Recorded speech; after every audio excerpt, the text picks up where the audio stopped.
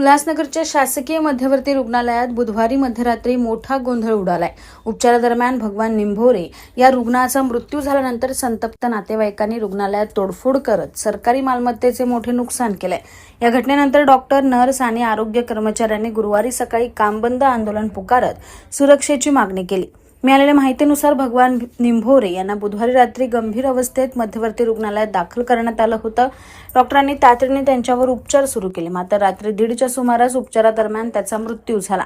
यानंतर संतप्त नातेवाईकांनी डॉक्टरांवर हलगर्जीपणाचा आरोप करत रुग्णालयात गोंधळ घालत तोडफोड केली।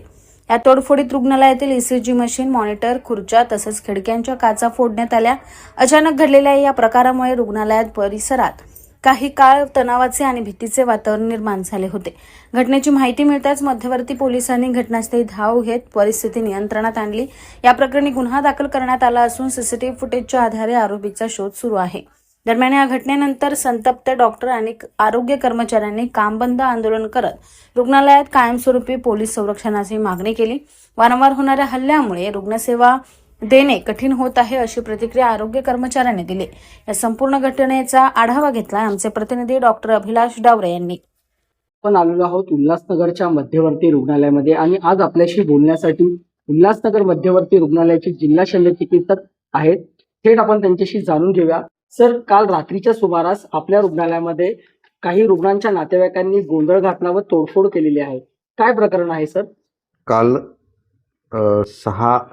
संध्याकाळी 9:15 वाजता एक रुग्ण 40-42 वर्षाचा, जो की क्रॉनिक अल्कोहोलिक लिव्हर सिरोसिस आणि ARTI, LRTI अशा आजारानं त्रस्त होता। तो इतर रुग्णालयामध्ये उपचार वगैरे घेऊन अवस्थेमध्ये नंतर सिरियस होऊन आपल्याकडे आलेला होता। सदर रुग्णाला ड्युटीवरील मेडिकल ऑफिसर, वैद्यकीय अधिकारी यांनी तपासला आणि भरती करून उपचार सुरू केला। सदर रुग्ण सिरियस होता, गंभीर होता, ही नातेवाईकांना आम्ही पूर्ण लेखी कल्पना दिलेली होती। त्यांचे नातेवाईक आहेत असे समजून महापौर मॅडम पण आल्या होत्या। सदर रुग्णाला विचारपूस करत होत्या। विचारपूस केल्यानंतर आम्ही सदर रुग्ण अति सिरियस आहे, आम्ही उपचार चालू केलेला आहे, पण बघू आता पेशंट म्हणजे सदर रुग्ण होईल तेवढा आम्ही प्रयत्न करू। नंतर तो रुग्ण 1-1.5 तासाने म्हणजे 1-1:30च्या सुमारास मरण पावला। तर त्या पेशंटला ड्युटीवरील डॉक्टरांनी CPR देऊन बराचसा प्रयत्न केला, परंतु रिससिटेट म्हणजे पुनर्जीवित झाला नाही।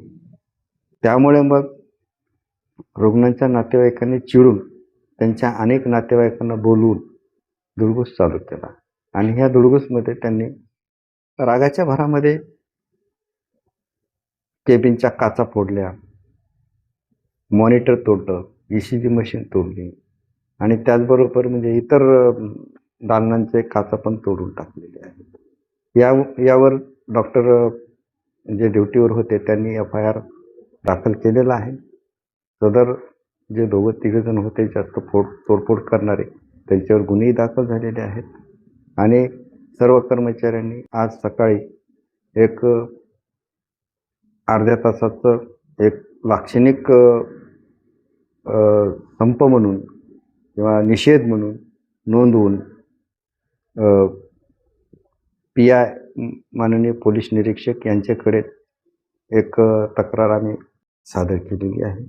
त्यांच्यामध्ये आमची प्रमुख मागणी आहे की येथे डॉक्टर, कर्मचारी आणि नर्सिंग स्टाफ यांना संरक्षण मिळावं।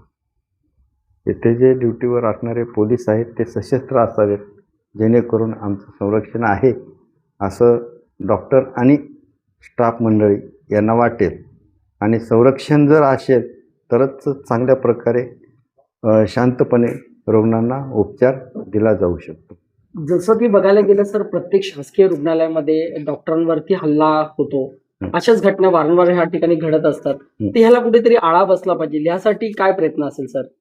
यासाठी आळा घालण्यासाठी प्रयत्न म्हणजे आम्ही तर मागणी केलेली आहे की सशस्त्र पोलीस जर दिला तर एखाद्या वेळेस म्हणजे थोडं हे असे दंगे होणार नाही. तसंच बघायला गेलो तर सरांनी आपल्याला सांगितलेलं आहे की पोलीस दलाची त्यांनी म्हणजे सशस्त्र पोलीस या ठिकाणी नेमणूक करण्यात यावा अशी मागणी त्यांनी केलेली आहे.